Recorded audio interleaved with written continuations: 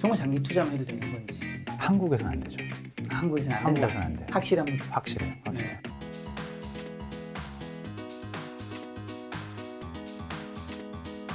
오늘 주제는 바로 펀드 매니저의 투자 편입니다. 장기 투자 얘기 나서 그런데 네.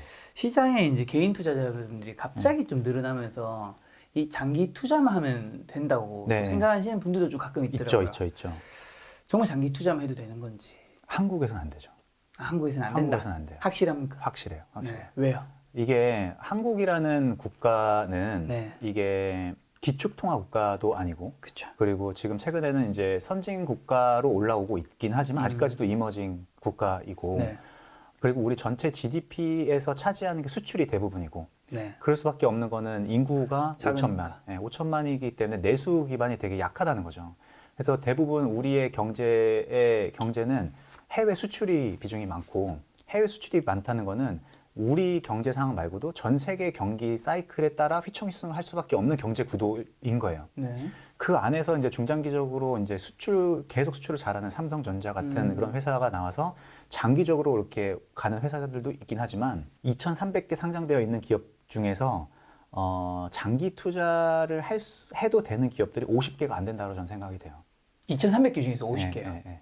그러니까 그냥 장기로 묻어놓고 잊어도 된다라는 기업이 50개 안 된다. 혹시 그 기업의 뭐 관련 예시 종목이라든가 뭐 섹터나 기준이죠. 네. 기준은 저는 ROE를 말씀드리거든요. 네. 자기 자본 수익률을 말씀드리는데 네. ROE라는 게 이제 회사가 자기 자본을 가지고 뭐 막 만들어가지고 상품이나 서비스를 만들어가지고 이익을 낸 거잖아요. 순이익을 낸 거를 이제 비유를 한 거잖아요.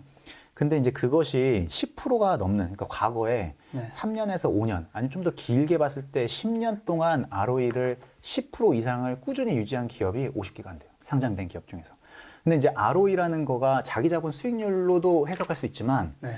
개인 투자자 입장에서는 내가 이 회사를 샀을 때 그리고 장기적으로 샀을 때 기대할 수 있는 기대 수익률로도 해석을 할 수 있거든요. 그러면 내가 ROE가 10%인 회사에 내가 장기 투자하면 뭐 들쑥날쑥 할 수는 있겠지만 네. 장기적으로 봤을 때는 10% 정도 기대를 할 수 있는 거예요. 네. 주식으로. 네. 그런 거잖아요. 근데 우리가 주식 시장을 투자를 하면서 원본이 깎일 수도 있는 리스크, 변동성을 감안했을 때는 우리가 뭐 한 3% 요렇게 이런 걸 기대하고선 들어오진 않잖아요. 그렇죠. 5% 기대하고선 들어오는 사람이 없잖아요. 들어오지 않죠. 네, 않잖아요. 10% 정도는 돼야. 최소 10% 저는 이제 최소 10에서 15%를 말씀드리거든요. 네. 그러니까 2배, 100배 이런 것도 이것도 아니지만 네. 적어도 내가 주식시장에서 특히 이제 한국 시장에서 주식 투자한다면 연간 수익률 10에서 15%는 목표를 하고 들어와야 된다라고 했을 때는 요즘에는 배당 수익률이 많이 높아졌으니까 배당 한 3, 4% 하고 네. 한 4% 깔고 가고 그 안에서 이제 좀 싼 회사를 좀 잘 사면은 한 10% 연간 날 수 있으니까 네. 그런 측면에서 따져봤을 때는 기대 수익률은 10에서 15%다. 그걸 반대로 ROE로 보니까 15에서 15%를 지난 5년, 10년, 3년 유지한 기업을 보니까 50개가 안 된다는 거예요. 그 기업들은 근데 이제 제가 그럼 아까도 과거에는 그랬으니까 미래를 봐야 되지 않냐 라는 걸 수 있는데 이게 사람도 그렇지만 회사가 잘 안 바뀌어요. 패턴이 있죠. 네, 그리고 추세라는 게 있고. 그렇죠. 그게 뭐냐면은 이게 사람은 성격이라는 게 있고 회사는 비즈니스 모델이라는 게 있잖아요. 이 어떤 회사들이 어떤 걸 만들어서 돈을 벌려면 비즈니스 모델이 있어야 되는데 맞아. 이 비즈니스 모델은 단기간에 바뀔 수가 없거든요. 바뀔 수 없죠. 안 바뀌어요. 그렇죠. 더 아시잖아요. 그래서 과거에 10% 낼 수 있었던 기업은 향후에도 그거 뭐 달라질 수 있겠지만 10% 낼 가능성이 다른 회사보다 높다는 거예요.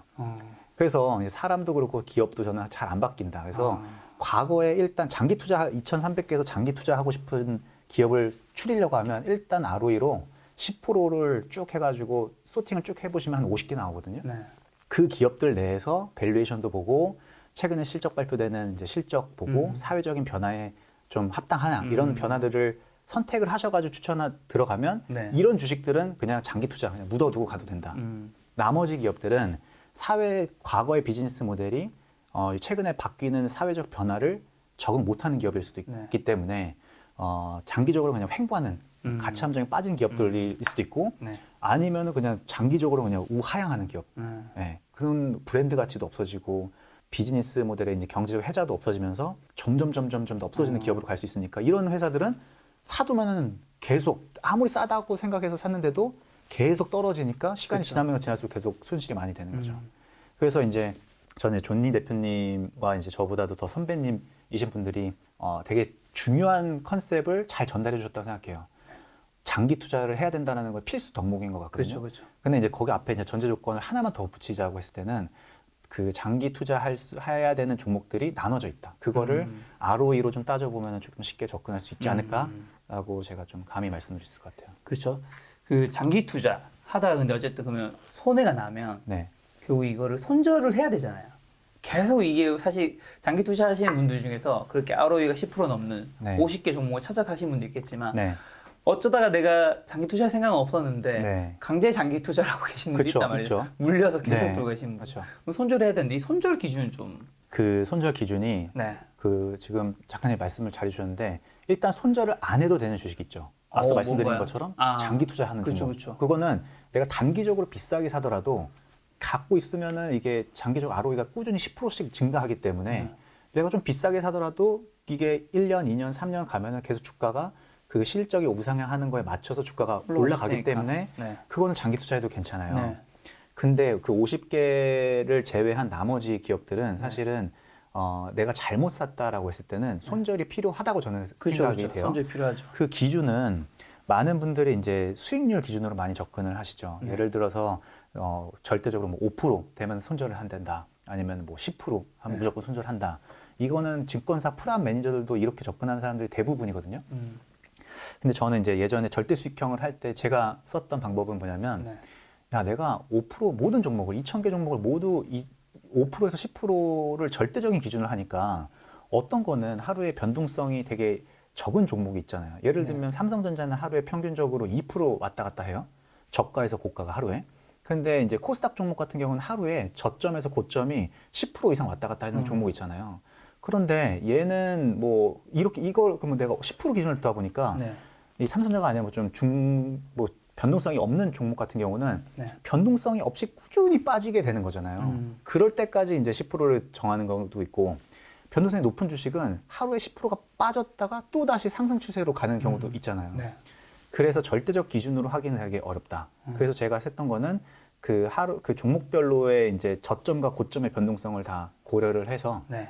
그거를 이제 최근에 20일 평균의 변동성을 계산을 해가지고 네. 그 기업마다 어떻게 보면 어제 종가 기준으로 해가지고 가장 적절한 손절 가격을 이제 정했었죠. 예.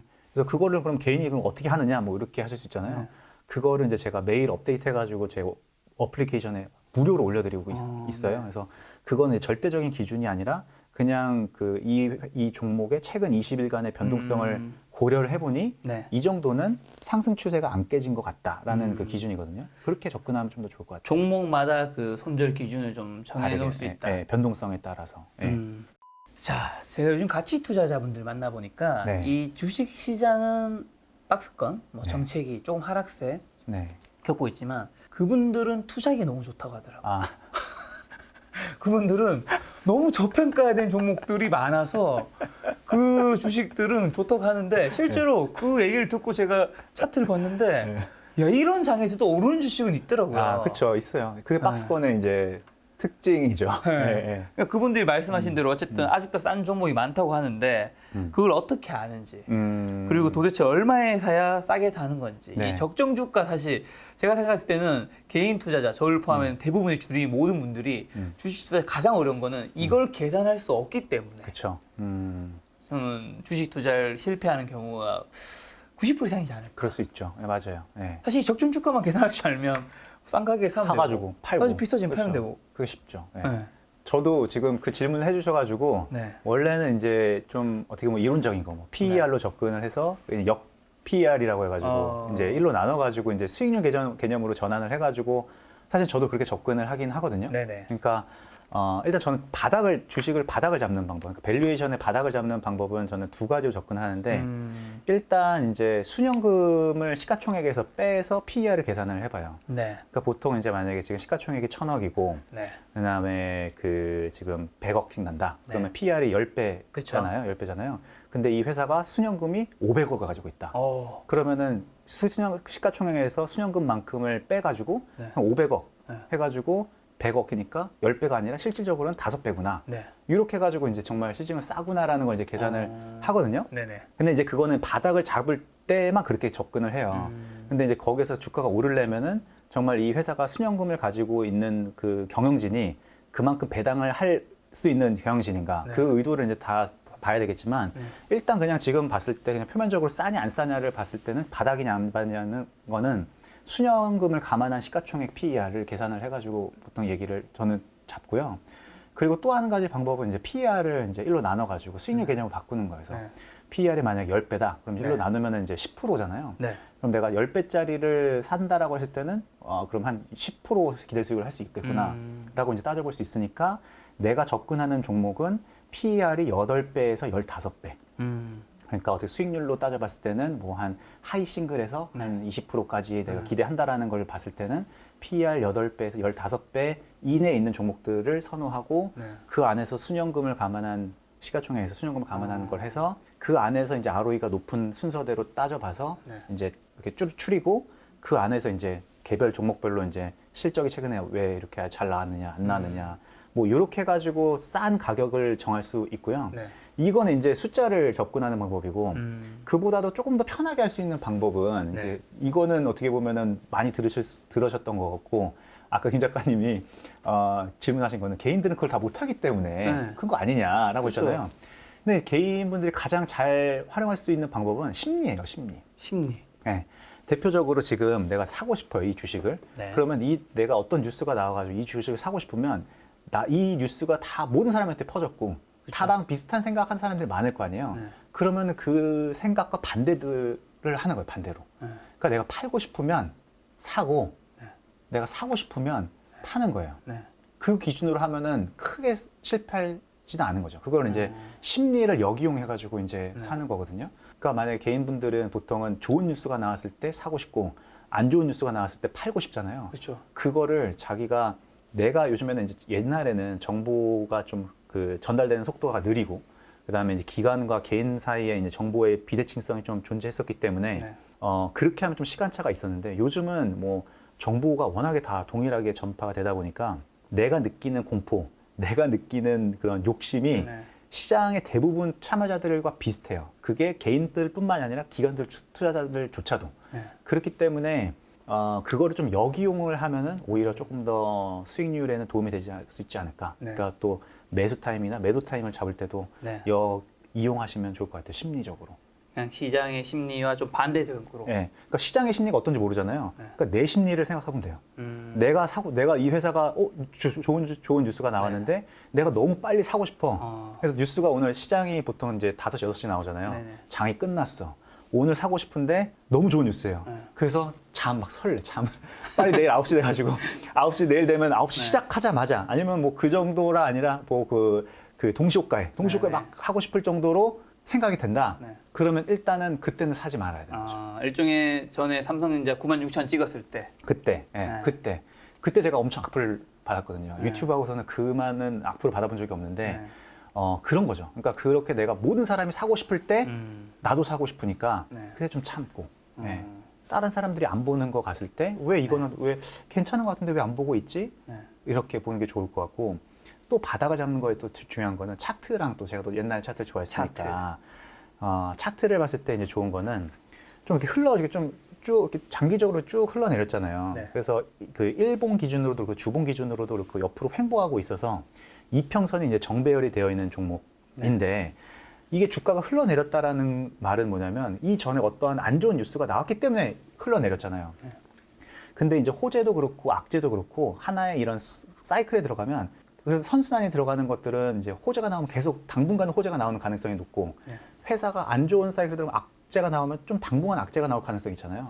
그래서 큰 악재가 나와서 주가가 흘렀고 추가적인 악재가 계속 나와가지고 이렇게 주가가 흘러내리고 있는데 중간중간에 이보다 예전에 나온 악재까지는 아니겠지만 그래도 계속 안 좋은 뉴스가 계속 나왔는데도 불구하고 주가는 계속 더 안 빠지고 지지한다면 이때는 진짜 바닥인 거죠. 왜냐하면 팔 사람들은 이미 다 나간 거예요. 그래서 이때는 추가적인 악재에 대해서는 되게 주가가 덜 민감하고 조금만 호재, 정말 별것도 아닌 호재만 나와도 주가가 막 팡팡 튀죠. 왜냐하면 이제 이 정도 됐으면 저 같은 사람들이 관심 종목을 등록해서 그렇죠.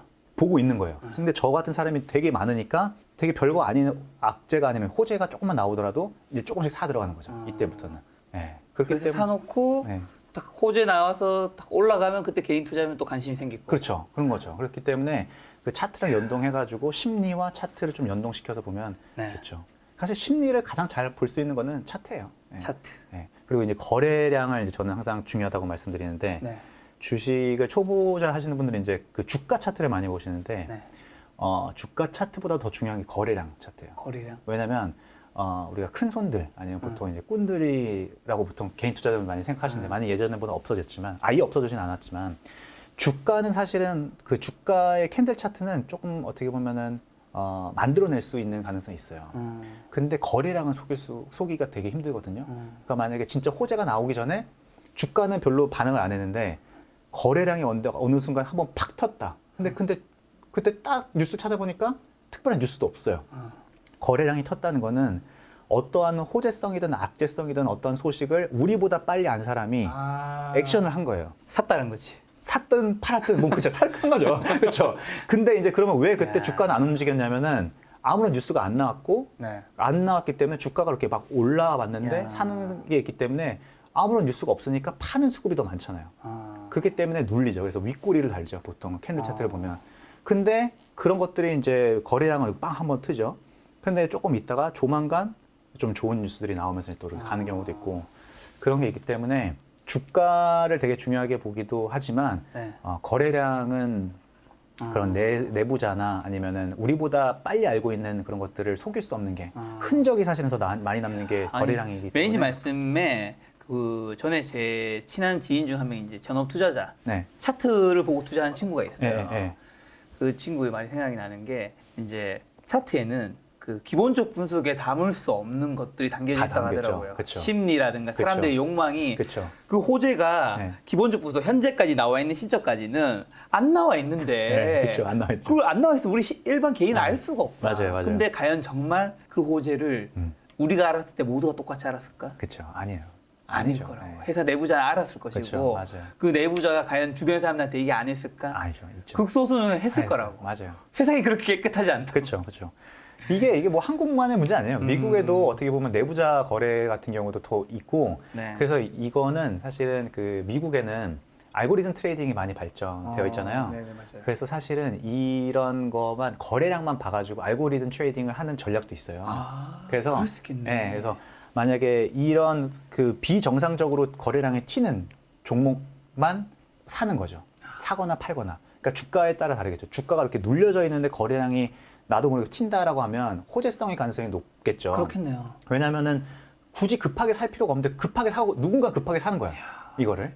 근데 주가가 올라가 있는데 누가 거래량이 위에서 텄다라고 했을 때는 급하게 팔 필요가 없는데 누군가 급하게 판 거잖아요. 그래서 그거를 전략을 하는 알고리즘 트레이딩도 있다고 알고 있어요. 아니 실제로 주가가 이제 악재로 인해서 떨어졌을 때 네. 이게 지지도 어느 정도 확보가 된다면 네, 네. 그 상황에서 거래량이 늘어나면 그렇죠. 향후 떨어지거나 오를 확률 중에서는 오를 확률이 조금 더 높은 거잖아요. 높은 거죠. 맞아요.